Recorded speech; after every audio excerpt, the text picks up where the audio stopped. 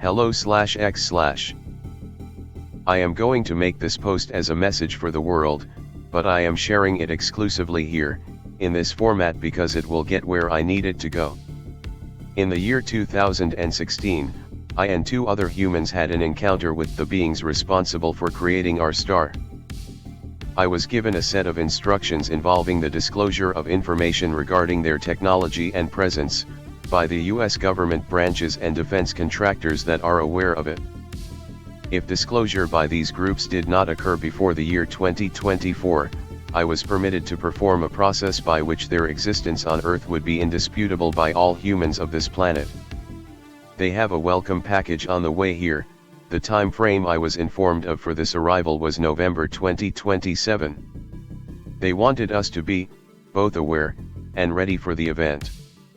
Given that the UAPDA was neutralized by those with direct knowledge of their presence, if they do not fix that by January 1, 2024, I will begin preparation for the process they explained to me. They have craft that are here currently, but they are not inhabited craft. If I begin this process, the effects could potentially destroy all man-made objects above a certain altitude. They have requirements that need large portions of space near the Earth to be clear of all matter.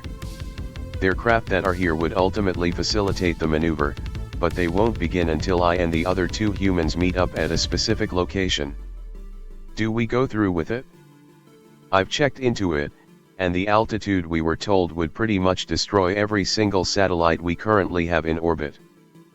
PIC related, for reasons I will not post about. The being had the ability to transform its body as it needed.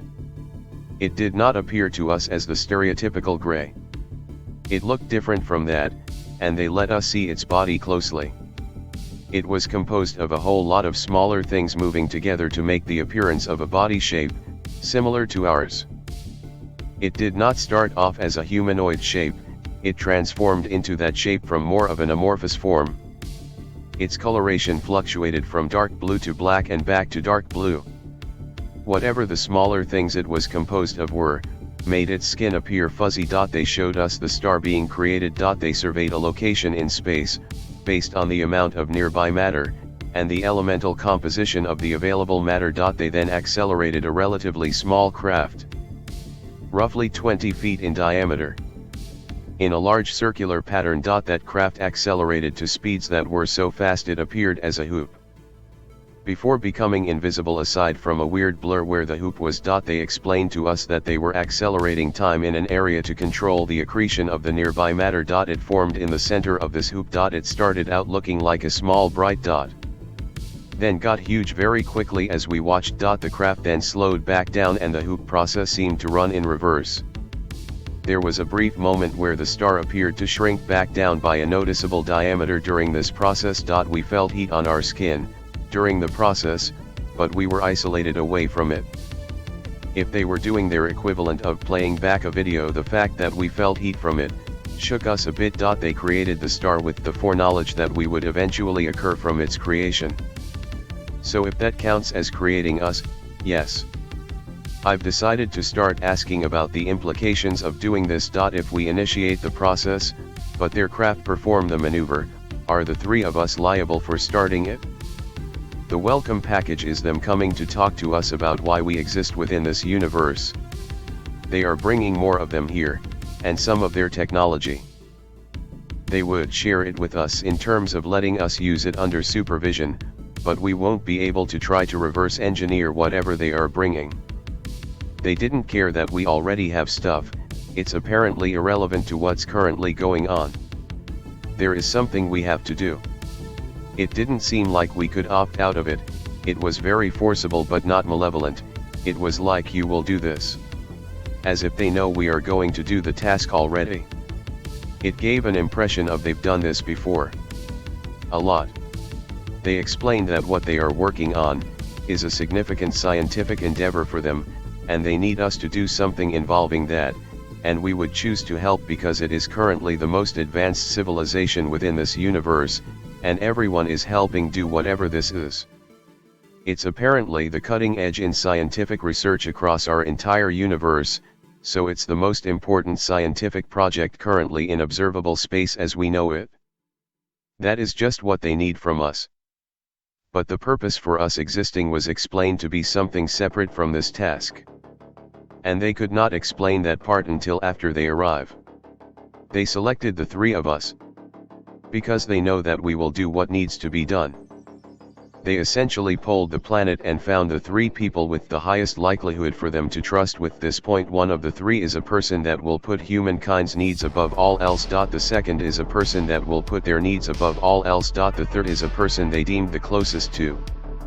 Neutral to both parties. This is why they always choose three. It's an impartial 2/3 vote. I was selected as the neutral, and I am a nobody. The other two are people you would know of if I mentioned their names. I cannot name them unencrypted. Their demonstration process was convincing. It did perform one show of force, to demonstrate that it could destroy us if it wanted to. It could do very specific actions at will that included these details. 1. If it touched you, it could instantaneously change your mood and behavior. 2. It could generate extremely high voltage from its body. Think Jacob's ladder style arcing, and it had a very high upper limit for that. 3. Its body was constructed out of something that was essentially invincible. Those were the three things it demonstrated during that moment. There was not oral communication. If it wanted you to know something, you would not know it 1 second, then you would know pages worth of information the very next second. It was not like how we depict telepathy in TV or movies at all. It was like it just wrote the information into your brain. Instantly. There wasn't any parsing of the information in your head. TV shows and movies show people hear a voice speak in their head, right? There wasn't speaking in this process. You didn't have to think from the first word to the last. That was fucking incredible. It must have had some bandwidth limit on this or something though, because each time it did it, was only a few paragraphs worth of details. It couldn't do very specific technical details in this way either. It was mostly intent-based concepts. Like, it couldn't give you the information about how to replace a power supply in a desktop PC.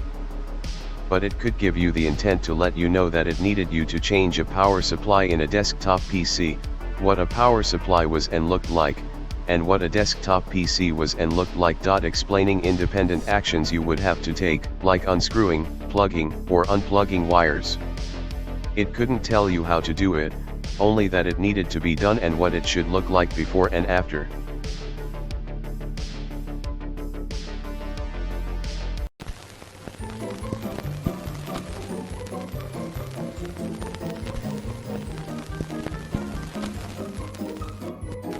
Want to share your paranormal experiences? Do you have questions, complaints, ideas for a show topic or a hate-filled rant? Send all your messages to our email for live reading on our show. Email us at atomicshamanSweatlodge@protonmail.com.